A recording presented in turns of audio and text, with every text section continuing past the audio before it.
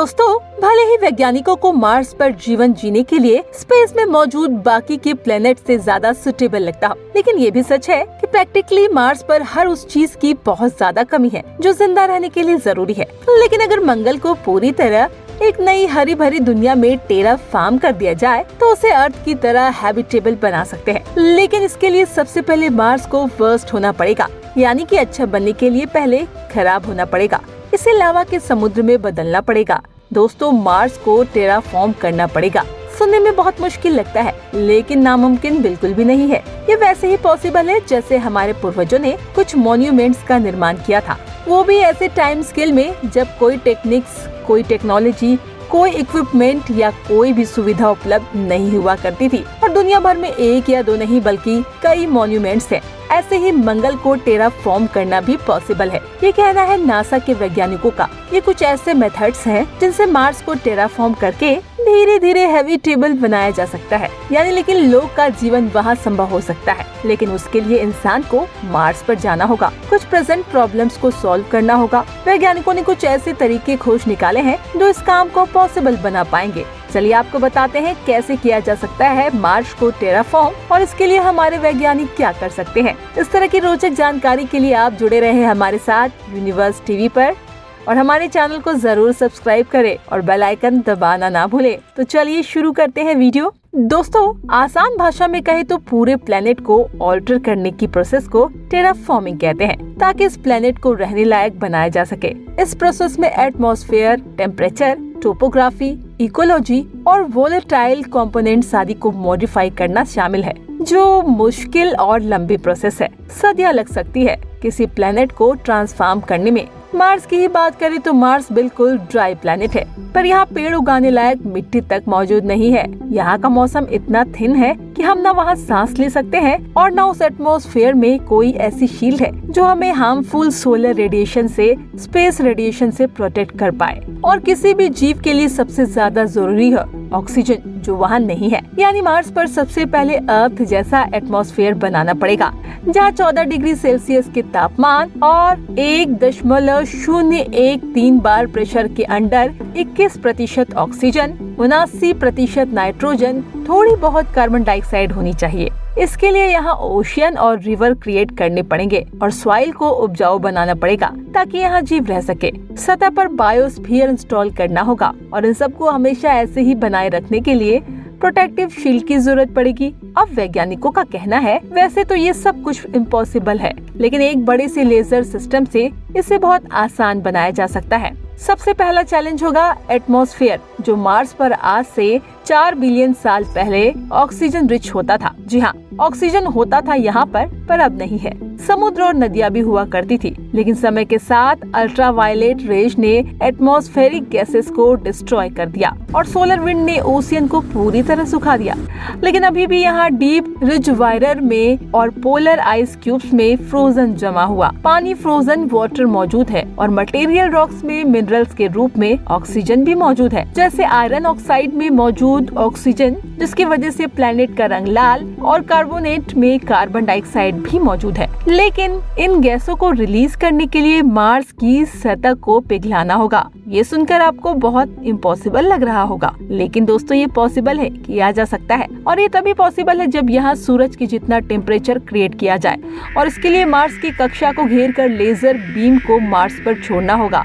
इसके लिए most suitable laser है ELINP, जो 10 पीटावाट बीम प्रोड्यूस कर सकता है, लेकिन बहुत ही कम समय के लिए। मार्स को पिघलाने के लिए ऐसा लेजर चाहिए जो लगातार इससे दोगुनी पावर प्रोड्यूस कर पाए, और इसका सोल्यूशन है एक सोलर पंप लेजर बनाना, जो डायरेक्ट सूर्य की लाइट से पावर लेता है। इसकी कोर पर मेटल इन्फ्यूज्ड ग्लास रोड्स लगी हो। ये रोड्स सूर्य से मिलने वाली एनर्जी को एब्जॉर्ब करेगी और उसे लेजर के रूप में रिलीज करेगी। अगर स्पेस में USA के साइज में 11 गुना बड़ा मिरर का एक व्यू बना दिया जाए और इस तरह इन मिरर्स को इस तरह प्लेस किया जाए कि सूरज की रोशनी उन पर पड़े और फिर रिफ्लेक्ट हो सके, तो उनकी मदद से मार्स को पिघला सके। लेजर जब सरफेस पर पड़ेगी पाएंगे, तब मेल्टेड रॉक से लगभग 750 किलो ऑक्सीजन और कार्बन डाइऑक्साइड कुछ मात्रा पर क्यूबिक मीटर रिलीज होगी। जीने के लिए जितनी ऑक्सीजन मार्स पर चाहिए, उसके लिए मार्स की केवल 8 मीटर ऊपरी सतह को मेल्ट करना काफी होगा। इस प्रोसेस के बाद मार्स काफी ठंडा भी हो जाएगा, क्योंकि इस प्रोसेस में मार्स आग की गोली की तरह जल उठेगा। जो फ्रोजन वाटर यहाँ मौजूद है वो इवैपोरेट होकर स्पेस की तरफ जाएगा और क्लाउड्स उत्पन्न होंगे और ज्यादा बारिश होगी और पूरा प्लेनेट ठंडा हो जाएगा। साथ ही लिक्विड वाटर की नदियाँ भी बहने लगेगी। ये एटमॉस्फेयर क्रिएट करने के लिए लगातार 50 साल तक लेजर बीम प्रोसेस करनी होगी। लेकिन केवल ऑक्सीजन काफी नहीं है और अर्थ की तरह एटमॉस्फेयर क्रिएट करने के लिए यहाँ नाइट्रोजन तैयार करनी पड़ेगी, जिसे इम्पोर्ट करना पड़ेगा, क्योंकि मार्स पर कोई नाइट्रोजन नहीं है। नाइट्रोजन का सबसे अच्छा सोर्स है सैटर्न का मून टाइटन, जिसके थिक एटमॉस्फेयर में ज्यादातर नाइट्रोजन ही है। यहाँ से 3000 टन ट्रिलियन नाइट्रोजन मार्स तक ट्रांसपोर्ट करनी होगी, जो कि उतना आसान काम बिल्कुल नहीं है। लेकिन इसके लिए लेजर पावर फैक्ट्री को मार्स पर क्रिएट करने पर एक्सपेरिमेंट शुरू हो चुके हैं। ये काम पूरा करने में 1.5 शताब्दी से भी ज्यादा का समय लग सकता है। दोस्तों, एटमॉस्फेयर के बाद दूसरा सबसे बड़ा चैलेंज है बायोस्फीयर यानी जैव मंडल। पेड़ पौधे और जीव जंतुओं की अलग अलग प्रजातियों को यहाँ स्टॉल करना पड़ेगा। इसकी शुरुआत के लिए सबसे पहले मार्स पर फाइटोप्लांटेशन की सीडिंग करनी होगी, जो कोई कंपटीशन न होने की वजह से तेजी से समुद्र में फैलकर यहाँ एक एक्वेटिक फूड चेन का निर्माण करने में मदद कर सकते हैं। अगर ऐसा ही हुआ जैसा वैज्ञानिकों की एक्सपेक्टेशन है, तो ओशियन में लाइफ की शुरुआत हो जाएगी। दोस्तों, मार्स की सतह पर भी पेड़ पौधे उगाने के तरीके वैज्ञानिकों ने खोज लिए हैं, जिन्हें इम्प्लीमेंट करने में सैकड़ों साल लग जाएंगे। लेकिन मार्स पर ग्रेविटी कम होने के कारण पेड़ तेजी से बड़े होंगे और ज्यादा कार्बन ऑक्साइड एब्जॉर्ब करेंगे,